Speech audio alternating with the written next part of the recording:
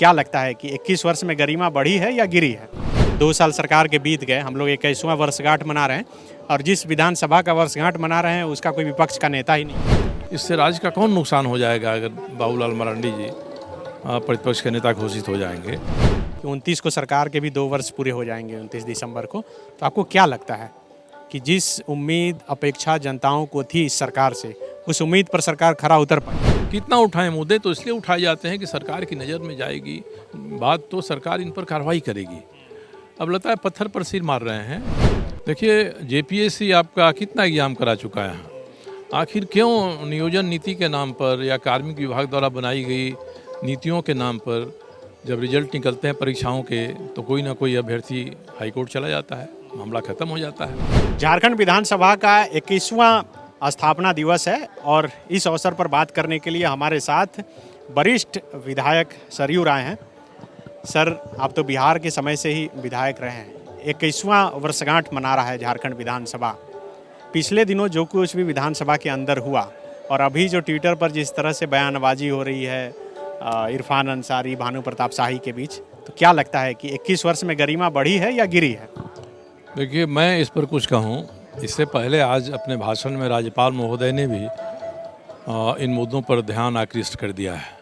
उन्होंने माना है कि ये सतही चीज़ें हैं और जो विधानसभा की गरिमा है, विधायकों की गरिमा है, उनका व्यक्तित्व है, उनसे समाज और संविधान जो अपेक्षा करता है, एक कसौटी बनी है, उस कसौटी पर खरा उतरने का प्रयास किया जाना चाहिए। इस तरह के विवाद हमको उस कसौटी पर खरा होने से वंचित करते हैं। साथ ही उन्होंने अभी कहा राज्यपाल महोदय ने कि विधानसभा की जो नियमावली बनी है उसके हिसाब से हमको अपने मुद्दों को सदन में उठाना चाहिए। यह नहीं होकर हम सीट पर खड़ा होकर हल्ला करते हैं या वेल में आकर विधानसभा को बाधित करते हैं तो इससे गरिमा भी गिरती है विधानसभा की और जनता के जो सवाल हैं उन सवालों का सबसे बड़ा नुकसान होता है। इससे सरकार खुश होती है कि विधायक हमको विधानसभा में कई मुद्दों पर घेर सकते थे, कई सवाल पूछ सकते थे, हम उससे बच गए। राहत की सांस लेते हैं मंत्री और गलत उत्तर देकर भी वो बच जाते हैं, नहीं तो उन पर अवमानना की कार्रवाई होती। तो इसके हिसाब से जो राज्यपाल जी ने कहा है सत्ता पक्ष को भी अपनी भूमिका निभानी चाहिए। उसमें सदन को चलाने में विपक्ष से अधिक भूमिका सत्ता पक्ष की होती है। कहीं तकरार के मुद्दे हैं तो उन मुद्दों पर बैठकर बात विमर्श होना चाहिए, गंभीरता से विमर्श होना चाहिए, औपचारिक अनौपचारिक दोनों ही विमर्श होना चाहिए। इसीलिए संसदीय कार्य मंत्री बनाए गए, इसीलिए चीफ व्हिप और व्हिप बनाए गए सत्ता पक्ष और विपक्ष दोनों में ही। इन सबों की आपस में बैठक हो। मैं तो संसदीय कार्य मंत्री था तो मैं व्हिप्स की मीटिंग कराता था और सरकार भी कहीं कोताही बरतती थी तो मैं कहता था सरकार से कि ठीक नहीं है। मैंने कई बैठकें कराई विधानसभा अध्यक्ष के साथ, विपक्ष के नेता का और सरकार के मुख्यमंत्री का। तो आज की स्थिति में सरकार कम से कम अपना ये कर्तव्य तो निभाए, इसके बाद भी विधानसभा बेहतर नहीं चलेगी तो होगा कि सरकार को जो करना चाहिए था उसने किया। मगर आज बड़ी छोटे मुद्दे हैं, मुख्यमंत्री पर व्यक्तिगत आरोप लगा दिए जाते हैं और लोग उसका आनंद लेते हैं। इसी तरह से बाबूलाल मरांडी जैसे राज्य के प्रथम मुख्यमंत्री हैं, अब लाले पड़े हुए हैं कि उनको विधानसभा में प्रतिपक्ष का नेता घोषित कर दिया जाए। इससे राज्य का कौन नुकसान हो जाएगा अगर बाबूलाल मरांडी जी प्रतिपक्ष के नेता घोषित हो जाएंगे। तो सत्ता पक्ष विपक्ष दोनों को ही देखना चाहिए कि ये स्थिति न आए और राज्यपाल ने इधर इशारा किया उसके हिसाब से हम अपना आचरण करें। ये भी एक तरह से दुर्भाग्य है सर कि 2 साल सरकार के बीत गए, हम लोग 21वां वर्षगांठ मना रहे हैं और जिस विधानसभा का वर्षगांठ मना रहे हैं उसका कोई विपक्ष का नेता ही नहीं है। आज एक कुर्सी खाली थी बीच में, आपने देखा होगा, लोगों के समझ में नहीं आई होगी बात कि जो बीच की कुर्सी एक खाली थी नलिन सोरेन, वह वहाँ होना चाहिए प्रतिपक्ष के नेता का। नलिन सोरेन को मंच पर होने का, इस मंच पर होने का कोई मतलब नहीं है।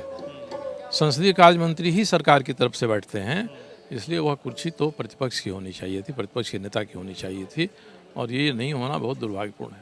अच्छा, अभी सर आपने एक टेट परीक्षा में जिस तरह से भाषा को लेकर अब सवाल खड़ा हुआ है, आपने उठाया है, तो क्या लगता है कि क्यों हो रहा है झारखंड? देखिए विधानसभा के 21 साल पूरे हुए तो झारखंड के भी 21 साल पूरे हो गए। इतने वर्षों में हम बात तो समावेशी सरकार चलाने की करते हैं, नीतियां समावेशी लागू करते हैं, मगर हम कुछ लोगों को छोड़ देते हैं। अब भोजपुरी बोलने वाले, मगही बोलने वाले, अंगिका बोलने वाले, ये के सारे लोग हैं, ये कहीं बाहर से नहीं आए हैं। ऐसा नहीं कि झारखंड बनने के बाद बिहार से यहाँ पूरा समाज आ गया है। जब बिहार था और बिहार के भीतर झारखंड था तब भी ये थे, और आज झारखंड है तो उसके भीतर भी एक बिहार के रूप में ये बने हुए हैं। उनकी बात तो हम नहीं सुनेंगे, उनको हम दरकिनार करेंगे तो समावेशी सरकार चलाने की बात तो नहीं आएगी। हमारा समाज ही समावेशी नहीं हो पाएगा। एक बड़े तबका को लगेगा कि हमको उपेक्षित किया जा रहा है साहब। हाँ, झारखंड तो एक रंगीन फुलवारी की तरह है जिसमें अलग अलग रंग और अलग अलग गंध के फूल खिले हुए हैं। अगर फुलवारी को सुंदर बनाने के लिए कहीं माली को कुछ काट छाँट करना पड़े तो वो करे, मगर पौधों को ही हटा देना, उखाड़ देना, उनके अस्तित्व से इनकार कर देना, ये ठीक नहीं है। इसलिए यहाँ के समावेशीपन में इसका बहुत बड़ा असर पड़ेगा, और झारखंडीपन की भावना इस राज्य में रहने वाले सभी के भीतर पैदा हो, इसमें भी इससे रुकावट आएगी। और जब तक एक राज्य की भावना नहीं आएगी तो राज्य राष्ट्रीय फलक पर विकास का पैमाना पार नहीं कर पाएगा, और हमारा जो अधिकार है जो केंद्र से लेना है उसमें भी कोताही रह जाएगी। आपसे तो मुख्यमंत्री आशीर्वाद लेते रहे हैं, तो आप बताते नहीं हैं उनको? मैं अपनी बातों को कहता हूँ, हमेशा ही कहता हूँ, हर मुद्दे पर करता हूँ। व्यक्तिगत आक्षेपों के बारे में मैं बात करता हूँ, मुझे जो उचित लगता है उसको भी कहता हूँ। कई चीज़ों को सार्वजनिक करना ठीक नहीं होता है, मगर मैं अपनी बात कह देता हूँ। और ट्वीट जब जाते हैं, उनको टैग करके जाते हैं, तो ये बात उनको कहने के बराबर ही है। अच्छा, जब आपने जिक्र कर ही दिया सर कि 29 को सरकार के भी 2 वर्ष पूरे हो जाएंगे 29 दिसंबर को, तो आपको क्या लगता है कि जिस उम्मीद अपेक्षा जनताओं को थी इस सरकार से, उस उम्मीद पर सरकार खरा उतर पाई? देखिए, जनता को अनेक प्रकार की उम्मीदें सरकार से होती हैं। एक तो पहली उम्मीद थी कि राज्य अलग हो, सरकार बने, वो उम्मीद तो पूरा हुई है। इसके बाद भी कई उम्मीदें हैं विकास की दिशा में, सरकार ने पूरा किया है। मगर आज ज़रूरत है कि हमारे इस सरकार का जो प्रशासन है, जो व्यवस्था है, वह ढंग से काम करे। आज सबसे बड़ा सवाल इसी पर है कि सरकार के जो सर्वोच्च अधिकारी हैं, उनका जो समूह है, वह समूह ऐसा आचरण कर रहा है जिससे निराशा होती है।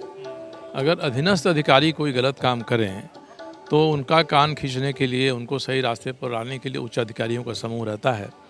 मगर अब उच्च अधिकारियों में ही ऐसी बातें आ जाएं और वे अधीनस्थ अधिकारियों को बाध्य करें कि साहब नहीं, आपको काम इस तरह से करना है, तो निराशा होती है। इससे माहौल अराजकता की ओर जाता है, और अंत में सरकार के मंत्रियों का और उनके उच्च पदाधिकारियों का की पकड़ नहीं रह जाती है। अगर वो कुछ काम के लिए कहेंगे जो संविधान कानून के हिसाब से उचित नहीं है अधीनस्थ अधिकारियों को करने के लिए, तो अधीनस्थ अधिकारी आप ऐसे 100 काम अपने करेंगे जो इसके अनुरूप नहीं है, और फिर उनको आप पकड़ नहीं सकते हैं। इसलिए शासन प्रशासन के ऊपर एक बहुत बड़ा ऐसा दबाव बन रहा है जिससे जनता को नामीद होने की ज़्यादा गुंजाइश है। रोजगार को लेकर ज़्यादा सवाल? रोजगार है, स्वास्थ्य है, शिक्षा है, पर्यावरण है, भ्रष्टाचार है, ये सारे मुद्दे ऐसे हैं।